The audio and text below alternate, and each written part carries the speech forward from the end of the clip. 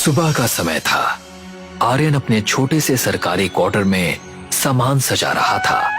खिड़की से बाहर हरी भरी पहाड़ियां नजर आ रही थीं। गांव का माहौल शांत और सुंदर था। यहाँ का माहौल तो बहुत अच्छा है। गांव के लोगों की सेवा करने में मजा आएगा। आर्यन को दरवाजे पर दस्तक सुनाई देती है। वो दरवाजा खोलता है। बाहर गांव का प्रधान खड़ा था। डॉक्टर साहब, आपका स्वागत है। उम्मीद है आपको यहाँ कोई परेशानी नहीं होगी। अगर कुछ भी चाहिए तो मुझे तुरंत बताइएगा। धन्यवाद प्रधान जी, मैं यहाँ की जिम्मेदारी निभाने के लिए पूरी तरह से तैयार हूँ।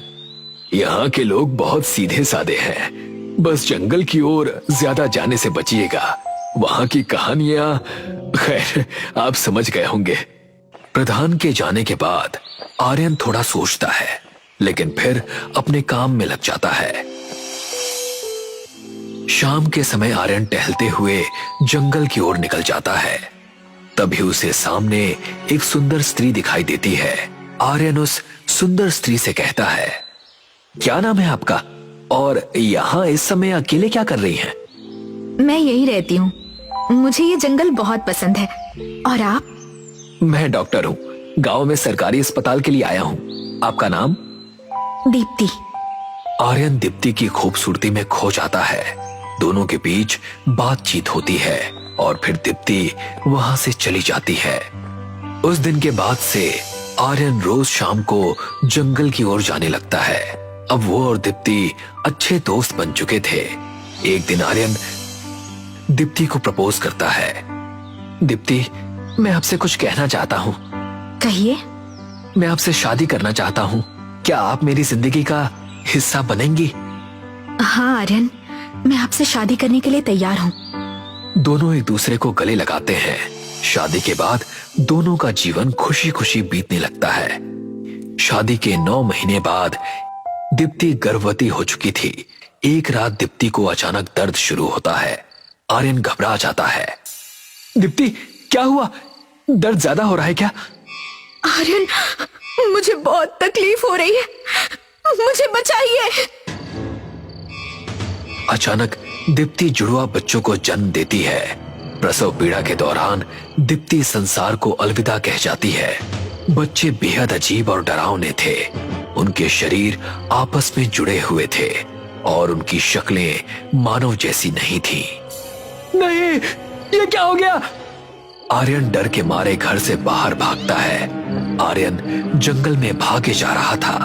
तभी उसे एक साधु दिखाई देते हैं। साधु ध्यान मग्न थे। मुझे बचाइए महाराज, मेरे घर में मेरी पत्नी, मेरे बच्चे। शांत हो जाओ। क्या हुआ है, सब विस्तार से बताओ। आर्यन सारी कहानी सुनाता है। साधु गंभीर हो जाते हैं। तुमने जिस स्त्री से विवाह किया था वो मानव नहीं, एक डायन थी। कुछ डायन इंसान से प्रेम कर लेती हैं, लेकिन उनका स्वभाव और शक्ति नहीं बदलती। ये संतान उसके और तुम्हारे मिलन से पैदा हुई है। ये शैतानी संतानें हैं।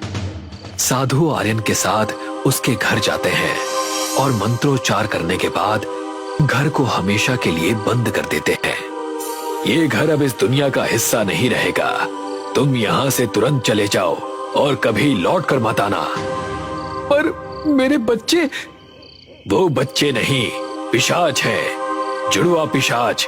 अगर वो मुक्त हो गए तो विनाश लाएंगे। भूल जाओ उन्हें। आर्यन उसी समय शहर चला जाता है और वो घर वीरान हो जाता है। रात का समय था। अचानक उस वीरान घर के अंदर से अजीबोगरीब आवाजें आने लगी। जुड़वा पिशाच अब बड़े हो चुके थे और उनकी आंखों में खून जैसी लाल चमक थी। हम आजाद होंगे और इस दुनिया पर राज करेंगे। कमरा उनके डरावने ठहाकों से गूंज उठता है। आर्यन बूढ़ा हो चुका था। वो अपने घर के हॉल में बैठा था। उसकी पत्नी चंद्रलेखा रसोई में कुछ काम कर रही थी और उसकी बेटी शिखा अपने कमरे में पढ़ाई कर रही थी। जो कुछ भी हुआ था मैं उसे भूलना चाहता हूँ, पर ये डर मेरे अंदर अब भी है। कहीं वो अतीत वापस ना लौट आए। तभी चंद्रलेखा हॉल में आती है। आप हमेशा इतनी चिंता क्यों करते हैं? अब सब ठीक है। शिखा की पढ़ाई पूरी होने वाली है। हमें उसका भविष्य संवारने की तैयारी करनी चाहिए। तुम सही कह रही हो। शायद मुझे अपने डर से बाहर आना चाहिए। आधी रात के समय आर्यन और चंद्रलेखा गहरी नींद में थे। अचानक कमरे में काले धुएं का गुबार उठता है। आर्यन, ये हवा अचानक इतनी तेज क्यों हो गई? कमरे में ये धुआं कहाँ से आ रहा है? ये वही है। नहीं, ये सच नहीं हो सकता।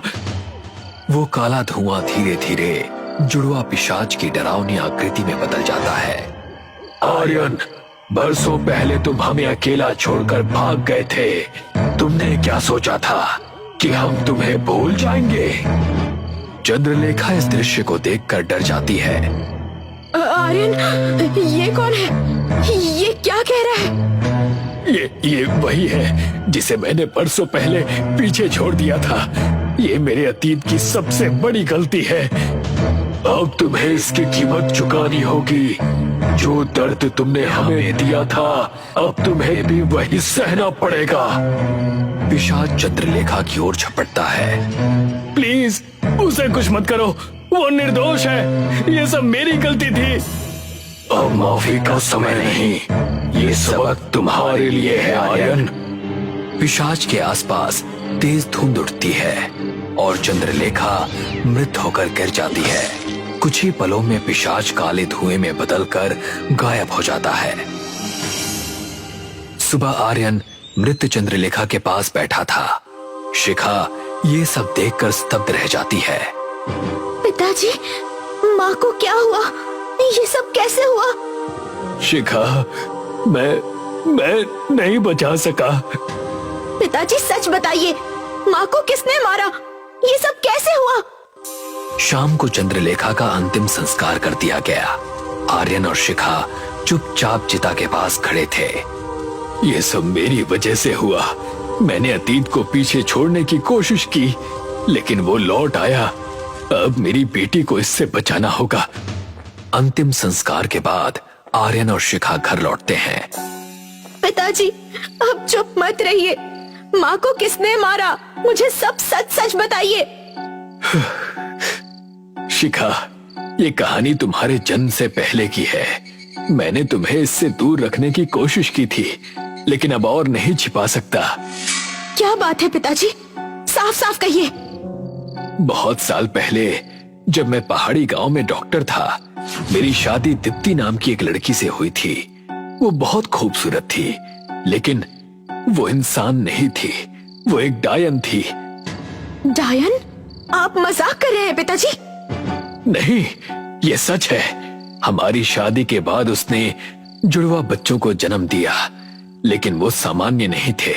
उनके शरीर जुड़े हुए थे। वो बच्चे नहीं बल्कि शैतानी संतान थे। और दीप्ति की मौत के बाद मैं डर कर वहां से भाग आया। तो आप उन्हें छोड़कर भाग गए और अब वही लोग माँ को मारने आए थे? मैं बस यही चाहता हूँ कि तुम सुरक्षित रहो, लेकिन उनकी ताकत इतनी बढ़ चुकी है कि मुझे कुछ समझ में नहीं आ रहा। तभी दरवाजे पर दस्तक होती है। दोनों चौंक कर दरवाजे की ओर देखते हैं। आर्यन सावधानी से दरवाजा खोलता है। सामने वही साधु खड़ा था जो 20 साल पहले आर्यन से मिला था।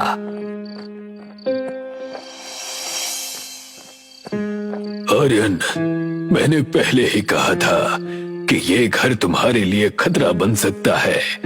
जुड़वा पिशाच अब इतने ताकतवर हो गए हैं कि मेरा संरक्षण भी उन्हें रोक नहीं पा रहा। वो मेरी पत्नी को मुझसे छीन चुके हैं। मेरी बेटी भी खतरे में है। कृपया कुछ कीजिए। वो तुम्हारी बेटी पर हमला करने की कोशिश जरूर करेंगे, लेकिन तुम्हें कुछ नहीं होगा। मुझे क्यों छोड़ देंगे? क्योंकि उनकी आत्मा तुम्हारी और उनकी माँ के साथ जुड़ी हुई है। उनकी माँ ने उन्हें जन्म देकर इस दुनिया को छोड़ दिया था। अब तुम्हारा जीवन ही उनके अस्तित्व का हिस्सा है। तो क्या उन्हें हराने का कोई रास्ता नहीं है? एक रास्ता है। लेकिन वो बहुत कठिन और त्यागपूर्ण है। कैसा त्याग? तुम्हें अपनी जान देनी होगी। तुम्हारे बलिदान से उनकी आत्मा का नाश हो सकता है। यही एकमात्र तरीका है। अगर मेरी कुर्बानी से मेरी बेटी बच सकती है तो मैं तैयार हूं। रात के समय आर्यन, शिखा और साधु एक कमरे में खड़े हो गए। साधु ने कमरे के चारों ओर सुरक्षा चक्र बना दिया था। तैयार रहो, वो किसी भी क्षण आ सकते हैं। अपनी हिम्मत बनाए रखना। कमरे में अचानक अंधेरा छा जाता है। काले धुएं का गुबार उठता है और जुड़वा पिशाच प्रकट हो जाते हैं। आर्यन, तुम्हें क्या लगा था कि तुम हमें हमेशा के लिए छोड़ सकते हो? अब तुम्हारा सामना हमसे होगा। मैं तुम्हारे सामने हूँ। जो चाहो मुझसे लो, लेकिन मेरी बेटी को छोड़ दो। हम तुम्हारी बेटी को नुकसान पहुंचाएंगे ताकि तुम तड़प सको, लेकिन तुम्हें कुछ नहीं करेंगे क्योंकि तुम्हारे बिना हमारा अस्तित्व अधूरा है। साधु अपनी माला पकड़कर मंत्र पढ़ना शुरू करते हैं। जुड़वा पिशाच उसकी ओर देखते हैं, लेकिन मंत्र का असर उन पर नहीं होता। अब समय आ गया है। तुम्हें अपने जीवन का त्याग करना होगा। यही एकमात्र उपाय है। शिखा, मेरी सबसे बड़ी खुशी तुम्हारी सुरक्षा है। मुझे माफ कर देना। नहीं पिताजी, मैं आपको खो नहीं सकती। हमें कोई और रास्ता ढूंढना होगा। कभी कभी अपनों की खुशी के लिए सबसे बड़ा बलिदान देना पड़ता है। आर्यन सुरक्षा चक्र से बाहर निकल आता है। जुड़वा पिशाच उसके सामने खड़े रहते हैं। मैं तुम्हें तुम्हारी आजादी देने आया हूँ। मैं जानता हूँ कि मेरे अंत के साथ ही तुम दोनों का भी अंत हो जाएगा, इसलिए मैंने कुछ देर पहले ही जहर खा लिया था। इतना कहकर आर्यन मृत होकर गिर जाता है। उसके मृत होते ही जुड़वा पिशाच चिल्लाने लगते हैं और राख में बदल जाते हैं और घर में शांति छा जाती है। शिखा और साधु कमरे में अकेले खड़े थे। आर्यन अब वहां नहीं था। शिखा की आंखों से आंसू बह रहे थे। तुम्हारे पिता ने जो किया वो एक महान त्याग था। उनकी ये कुर्बानी तुम्हें हमेशा प्रेरित करेगी। उन्होंने मुझे बचाने के लिए अपना सब कुछ त्याग दिया। मैं उनकी याद को हमेशा अपने दिल में जिंदा रखूंगी। सूरज की रोशनी पूरे घर को भर देती है, मानो एक नई शुरुआत का संकेत हो।